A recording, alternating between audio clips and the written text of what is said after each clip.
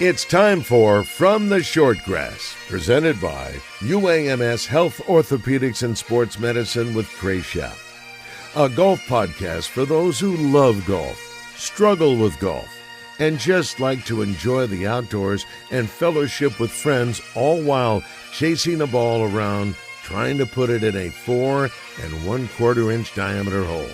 From the Shortgrass is presented by UAMS Health, Orthopedics, and Sports Medicine, and brought to you by Stevens Incorporated, an independent financial services firm with the freedom to focus on what matters most.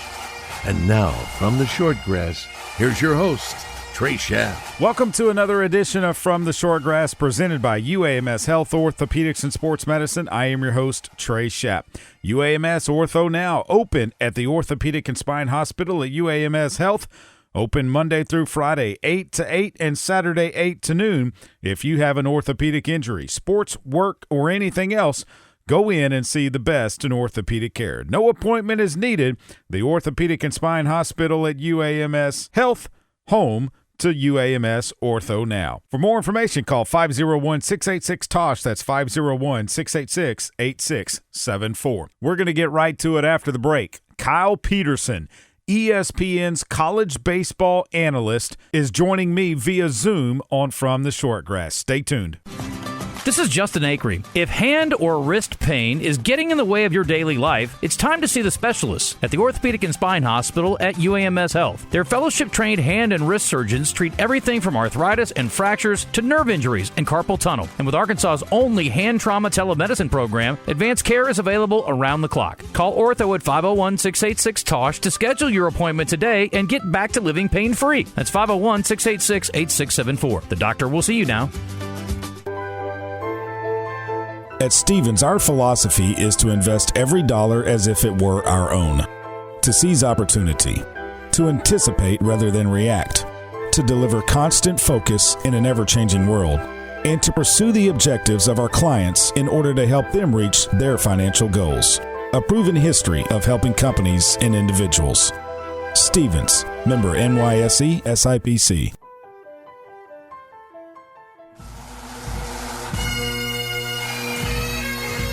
Welcome back to this edition of From the Shortgrass, presented by UAMS Health, Orthopedics, and Sports Medicine. I am Trey. Kyle Peterson retired from the game of baseball in 2002. Upon his retirement, Peterson joined ESPN as an analyst on college, major league, and little league events. Since 2003, he has covered the College World Series, Little League World Series, and Major League games as well. He now works as an analyst for the SEC Network and ESPN.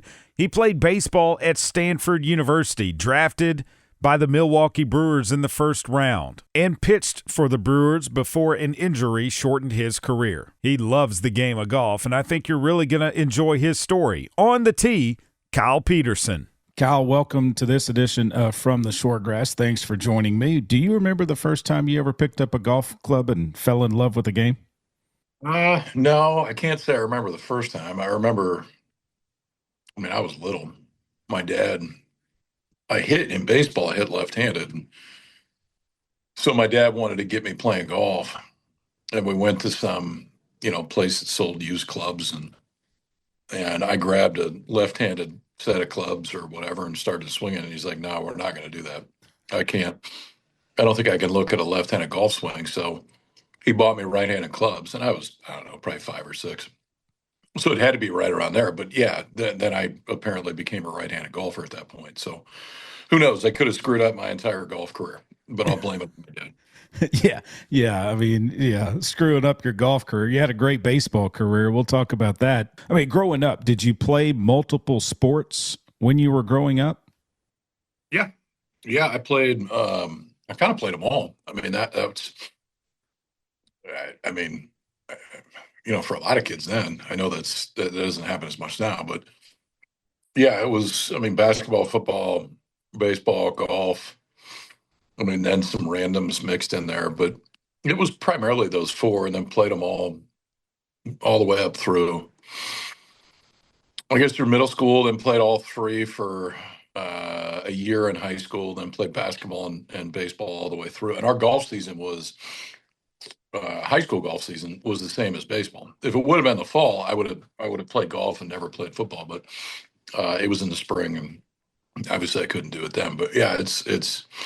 He used to take my dad. He'd go to the office. I don't know. I was probably 8 or 9 or 10, and he'd drop me off at the golf course on the way to the office, and I was just there for 5 6 hours, and I'd hit balls for a little bit, then I'd go play by myself or grab a buddy, and then I'd have lunch, and then my mom would pick me up, and it was a super cool way to grow up. Were you self-taught, or did you have some instruction besides your dad? No, my dad wasn't very good. So it was, yeah, I mean, self-taught. We had at the time, the guy that was one of the pros at our place was a guy named Tom Seekman, who ended up playing on tour for a little bit, actually won. And I had a couple lessons for him. It was like the junior golf stuff growing up. And so I'm sure, put you in a little deal, but I always grabbed it like a baseball bat. And then finally, as I got older, started changing the grip a little bit. It still stinks, but at least it's not grabbed like a baseball bat. But it was, I mean, for the most part, I think it was just kind of go out and screw around and figure out what works at a young age and try to be athletic. That's what I mean, two of my kids played golf. Well, I guess they both still do. And that's what we tried to do early, is get them in junior golf, but also not have a bunch of instruction early.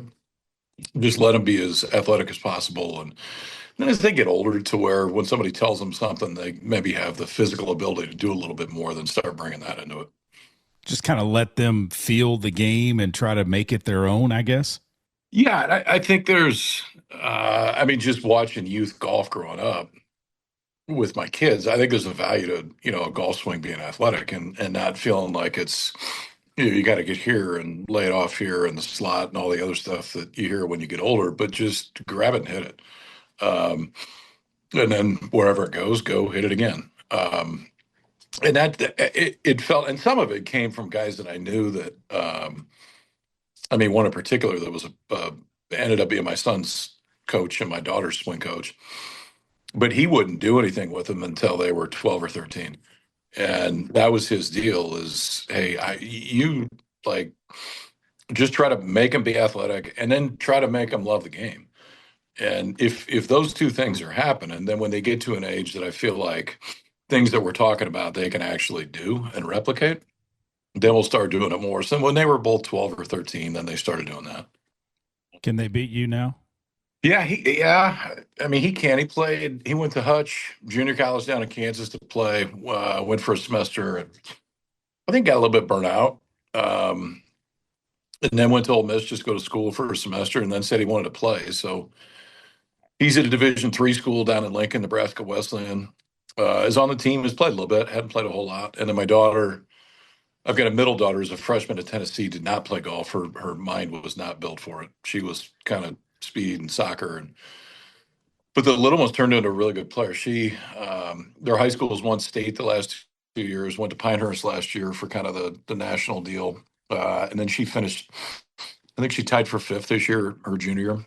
So I don't think she's got me yet, but she's, I would say, comparatively a better player than he is, just among his peers. And it's been super cool because her mindset on a golf course is way different than his mindset. I mean, he's never seen a pin that he doesn't love, and she's more smart about the ones and where she's trying to put it. And it's amazing that you can see their personalities when they go out there and play, and how different it is. But the amount of time that I spent walking a golf course, following those two, and especially with him, just going around the country to junior events and things like that, it was an awesome father-son and father-daughter experience that I'm not quite ready to give up yet. I was going to say, Kyle, what kind of enjoyment do you get out of that, seeing your children succeed on the course in a sport that you love? Yeah, I mean, this may sound bad, but I also get enjoyment watching them fail, because I think that's one of the great things about sports is when that happens and you figure out how you're going to respond to it, and ultimately what happened to get to that point. And golf, I think it's very similar to pitching, in that once the ball leaves your hand or once the ball leaves the club head, there's nothing you can do. That's it. And it may hit a sprinkler head. There's so many different things that can happen, even if hit it well, that are totally out of your control. And so it was easier for me to be around them in that game because I felt like I had experienced it a little bit in a different game, but in kind of, I don't know, in direct response, similar to a way that golfers feel and kind of have to think their way around the course. But yeah, man, it was great. I don't even know. This has got to be 6 years ago, 7 years ago. He qualified for some deal down at Pinehurst. Um, and they played 4-4, and then if he made the cut, they played 2 in the last round. So I caddied for him the first day. I think he was in 8th grade, and it was like, all right, dude, the bunker's 220. Like, don't hit 3-wood. Hit something that you're not going to get to the bunker, and then he'd pull 3-wood, and it would go in the bunker. And so we got to the end of the round. I said, I think maybe I'm just going to be dad tomorrow. And I think it's probably good for you kind of do it the way that you want to do it. And I'm going to grab a beer and walk behind you for 5 hours. And he goes, yeah, I kind of wanted to talk to you about the same thing. I said, great. Okay. We're on the same page. And that was, I don't think I've carried his bag since then. But it was healthy. It was kind of, all right, if you're going to make these decisions, you got to live with it. I had made him a deal. The guy that caddied, we played 2 when we got down there because I wanted to play it. Yeah. And the guy that caddied for us, I'm like, if you make the cut, he can be your caddy when you play 2. And he made the cut on the number, and that dude caddied for him. He ended up tripling. He started on 10. He tripled 10, but then shot 76. He played great after that. And the dude kind of looked at me after 1. I'm like, this is like standard operating procedure. He's going to have one of these that just happened to be on the first hole. He'll figure it out. And it was pretty stress free, just hanging out and watching and knowing that you take your hands off the wheel and let them go. People think 10's a par 5 and the easy starting hole, but it's not. You get to that green and it is just ridiculous. That's such a 2 is such a cool golf course, and there's defense outside of it. Like you hit it in those, I don't know what they are, the things that look like grass until you try to hit out of them, and then it feels like you're hitting out of like a fence. And you don't realize until you do it the first time, and your club head just stops the minute that you make contact. But the greens there are so diabolical that, if you're not hitting them and you're missing on the wrong side, you're absolutely dead. That was one of the tougher golf courses that I've ever played just because of that. I mean, you think the approach looks totally normal, and if you just miss, you're dead. You went to Stanford to play baseball, and you were out at Stanford at a time that another talented athlete was out there by the name of Tiger Woods. Any interaction that you and Tiger had in your time at Stanford? I don't know that Tiger will remember a whole lot of this, but he lived 2 doors down my sophomore year, so we ate in the same place. And he ended up my freshman year. I don't really know why. I know why. We went to a Jimmy Buffett concert. He didn't go with, but I had gone to a Jimmy Buffett concert a couple weeks before, and I got a keg. So I still had a keg that was in my dorm room. I just kept it on ice because I didn't know what else to do with it, and it wasn't dead. And he ended up, it was a Friday or Saturday night, and he was in the dorm, and the keg wasn't tapped yet. And I'm like, hey, man, I'm probably never going to play golf with you the rest of my life, but we're going to do it right now. And so I took like a super big gulp and filled it with beer and put it at the end of the hallway and grabbed a sandwich and 2 balls and said, all right, whoever makes it, the other guy's got to drink it. And shockingly, Tiger made it before I did. So I guess technically I played golf with him, but that was the extent of it right there. What was his reaction when you said that? He kind of looked at me sideways like, we're going to do what? I'm like, have you ever played quarters? And then he looked at me like, I don't know what you're talking about. I'm like, all right, well, this is the way you play quarters. And you bounce it, and if it goes in, the other guy's going to drink it. This is quarters, but we're doing it with a sandwich and 2 golf balls. And we're chipping in the hallway, and RA kind of comes out and looks. I'm like, it's fine. We're not hitting drivers. Like, we're not going to dent a whole lot right now. But yeah, the times I was around him, we went to like a formal deal in the city one night, and he stayed 2 years.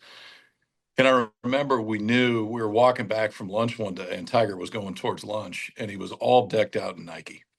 Like top to bottom, the hat, everything. And we're like, all right, that's it. He's going. And it was a week or two later that he announced it, and then obviously had a decent amount of success after that. Yeah, I would say so. You've had a great amount of success as well. Drafted 13th in the first round by the Milwaukee Brewers. What was your time like in Milwaukee? Well, I wasn't there very long. It was awesome because you're in the big leagues, but you don't really realize how great it is, I think, until you can't do it anymore, until it's gone, especially if you're not there very long. I mean, I went up at the All-Star break when I was 23, I think, and pitched that second half of the season. I got hurt and was on the DL the whole year the next year, trying to come back from shoulder surgery, and then made 3 or 4 starts the following year. Then that was it. I had 3 shoulder surgeries, and it just didn't work anymore. And I guess if it wasn't going to work anymore, I'm glad that I was out of the game when I was 26, because then it gave me the ability to go on and do something else. But yeah, I mean, Milwaukee felt like a bigger Omaha, which was comforting. And I got to play in the old stadium, got to play in the new stadium. So it was kind of when they were building what was then Miller Park. And I mean, it was cool. It was super cool. I mean, that was the time. It was like Bonds and Sosa and McGuire, and when everything was going crazy. I think the following year is when they hit all the home runs. But it was a really interesting time in the game because that home run component was so important, and obviously a variety of other things that came with it. But it was an awesome experience. And again, like. And if it wasn't going to work, it was great to be done at an early age and then figure out what the rest of life looks like. Kyle, do you believe that pitchers make the best golfers because of the fact that they can play during the season because they're not pitching every day if they wanted to? Yeah. Yeah. I mean, guys that bring them on the plane, I wasn't there long enough that I was comfortable doing it, but every once in a while, guys that bring them on the plane if you knew you were going to pitch. And we'd always play in spring training. I mean, the way that spring training worked is if the team was on the road and you weren't going to pitch, you were done at like 11, because you do everything in the morning and then they get on the bus to go wherever they're going. And unless you didn't have treatment, you're done. So those days we go straight to the golf course. Whoever wasn't pitching that day, and you figure out what your game is that day and figure out places you can play. We were in Phoenix, well, they still are. But yeah, I think it's dead on. I mean, it seems like hockey players are that same way too. And I don't know if it's just the swing or what it is. But those guys seem to be really good players. But yeah, you look at the guys that play in those celebrity deals, and most of the ones that are the best players are guys that pitched. Have you ever thought about playing in a celebrity event? I don't know. I don't think I'm celebrity enough to play in a celebrity event, but oh, you're celebrity enough. I don't. Yeah, I mean, I think it'd be fun. I played. There's a Corn Ferry event that comes through here every year, and I've played in that pro-am, I don't know, probably 4 or 5 times, and played with some really interesting dudes. Played with Zach Blair the last time, who was so much fun. And now, he got his card. Now he's designing courses, and he's got a clothing line and all these other things, but was the most chill guy that I've ever been around in walking around. And I always thought it was so interesting in those deals just to get to know their caddies. Because the life of a caddy is so massively interesting, because they've all had different, they all have a different story. At some point, it'd be super cool to play in those. I'm not going to win it. I mean, that I'm realistic enough, but to be in that environment again, it'd be really fun. Your time at ESPN, when you hurt your shoulder, I was reading up, you basically kind of lucked into the ESPN gig, I guess. You were doing some basically pay-per-view stuff, and they saw it, and they're like, okay, we want you to do more, and that ballooned into what you're doing now, right? Yeah, so I got released in spring training in 2003, and then Scott Boras was my agent and asked Scott Champerito, who still works for Scott, like, hey, this is something that I have an interest in, but I have no idea how to get into it, and I really haven't done it. So they reached out to ESPN, and it was the first year that we as ESPN were doing super regionals. And so they just needed people, because they had never had to staff something in college baseball that they had 8 different teams that were going out and doing it. And so they said, okay, we'll give you a shot to do this. And I thought I was going to do 2 games and go start the job that I was going to start in Minneapolis. And went and did a super regional. It was on pay-per-view. And then they called and said, hey, we'd like you to go to Omaha to the series. We don't know how we're going to use you. And so I called the group back that had hired me and said, hey, we give me another 2 weeks. They were cool. When did that? Then ESPN called after and said, we'd like you to do more games. And guys, this is awesome. And I appreciate it. But at the end of the day, I got a pretty good job lined up. And so I'm willing to do it, but I need something that, is some kind of a contract for a period of time. So they gave me a 2-year deal for the balance of that year and the following year. And that was 23 years ago. So yeah, I thought I was going to go for a weekend, do something that I had always wanted to do just because it seemed interesting. And I don't know why, but I grew up really paying attention to people that did games. And we got the Braves, the Cubs, and the Mets. That's what you got to know, because it was WGN, WOR, and TBS. And I ended up being a Braves fan because I could watch them. So you grew up watching those guys all the way through. And, that was the Harry Carey day, the Cubs, and everything else that went with it. And I ended up loving it. And I guess they thought I was good enough to let me hang around for a while. Looking at this season, and obviously everybody wants to get to Omaha, where you are from, getting there is the difficult part. And then, of course, trying to win is even more difficult. It takes a little bit of luck. Dave Van Horn, it seems like he's had great teams that don't get there, or teams that get there and then they just don't have the luck. Look at 2018, for example. Do you think, like Dave Van Horn, the Razorbacks are a team that can get to Omaha this year and maybe win it all? Oh, yeah. I mean, I think nobody's been more consistent over the last 7 or 8 years than Arkansas has. I think the stat was that I think they've won at least 18 games in the league every year since 19, and that's obscene in that league. I mean, it's just the consistency to be able to win that many, because you win 18 games, you're going to play at home probably for 2 straight weeks in the postseason until you get Omaha, definitely for one, but in most cases, I think 2. So I think the consistency with what Dave has done there, and even before 2019, but and then it really does come down to, do you get some baseball luck when you get there? You got to have baseball luck sometimes to get there, the draw or whatever else happens. But they just haven't had great baseball luck in the biggest years that they've been there. I mean, the 2 games that everybody references, I was in the booth for both of them. And last year you wanted to run down to the field and hug Avalon, because the kid was so important to him the entire year. And it's one of those plays that he's probably going to make 95 out of 100 times, maybe more than that. And for whatever reason, didn't see it right or didn't break right, or, he kind of spins a wheel a little bit and changes the course of the whole thing. It's sports. I mean, it stinks when it happens to you. I mean, one year at the College World Series are some of the greatest memories that I have in college baseball, and another year at the College World Series, I got absolutely bombed by LSU. But I wouldn't give up the opportunity either time, because you get a chance to go compete, and then you figure out once you get out there what it looks like. So I would love, just from a human standpoint, to see Dave win it, because, I mean, clearly he deserves it for everything he's done in the game and everything he's done at Arkansas. But I've said this a few times over the last couple of months, but if he doesn't, it doesn't diminish anything that he's done over the course of his career. He's one of the best to do it. You pitched on the mound at Rosenblatt. Gage Wood last year, his performance with the no-hitter and basically 1 out away from a complete game. Can you put that into perspective?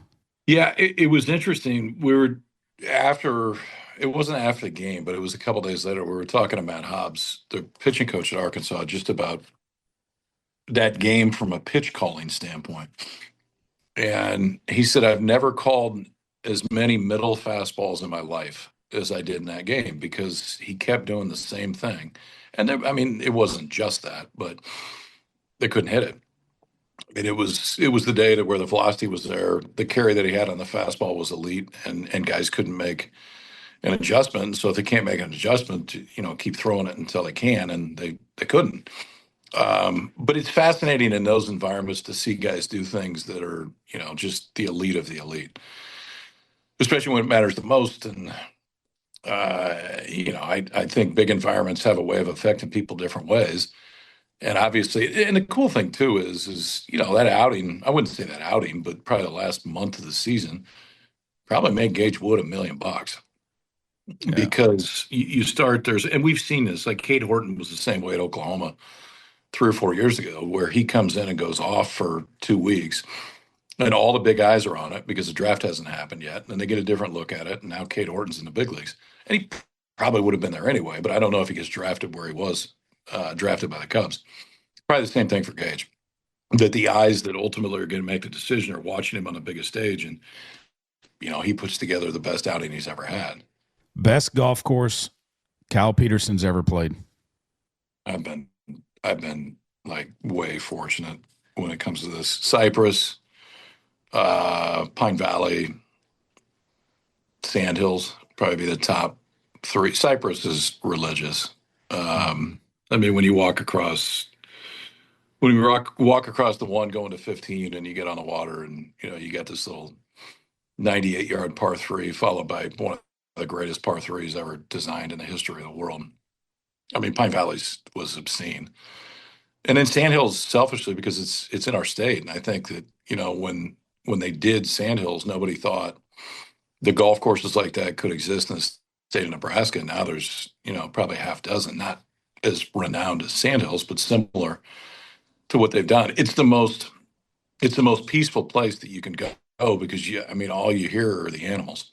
Mm-hmm. And you can see every star in the sky and, there's no town, there's no nothing. And, if you go to Sandhills, there's no sign.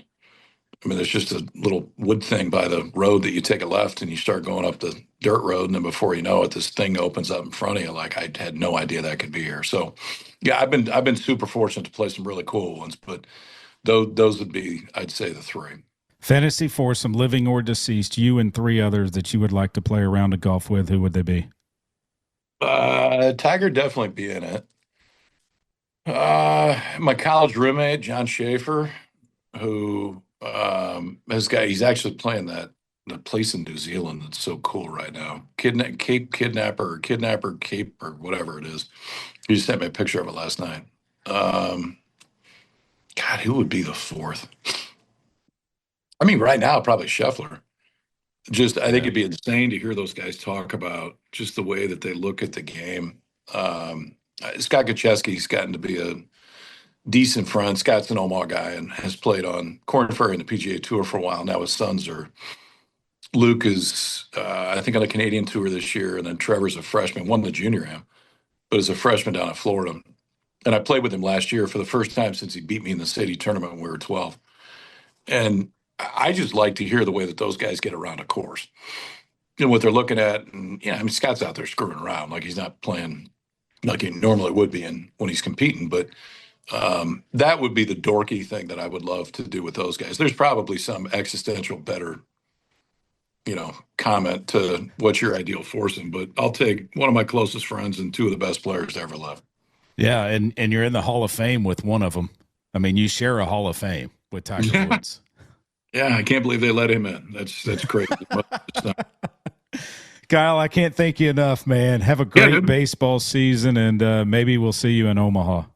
If so, then bring your clubs. We'll figure out a place to play. I'll do it. Hey, I played Omaha Country Club. I love it. It's a pretty good start. Yeah. Not bad. Thanks so much. Bye, man. This is Justin Acree. If hand or wrist pain is getting in the way of your daily life, it's time to see the specialists at the Orthopedic and Spine Hospital at UAMS Health. Their fellowship-trained hand and wrist surgeons treat everything from arthritis and fractures to nerve injuries and carpal tunnel. And with Arkansas's only hand trauma telemedicine program, advanced care is available around the clock. Call Ortho at 501-686-TOSH to schedule your appointment today and get back to living pain-free. That's 501-686-8674. The doctor will see you now. That's all the time for this edition of From the Shortgrass, presented by UAMS Health, Orthopedics, and Sports Medicine. I want to thank Kyle Peterson for taking time out of his extremely busy schedule to join me via Zoom. Who knows, maybe the Razorbacks make it to Omaha, and I can tell you about my round with Kyle Peterson. Remember, when you find your ball mark on the green, fix it and a couple of more. And I hope to see you sometime soon from the Shortgrass. You have been listening to From the Shortgrass, presented by UAMS Health, Orthopedics, and Sports Medicine, a weekly podcast dedicated to the game of golf. This has been a presentation of the Buzz Radio Network in association with Majestic Cubby Productions.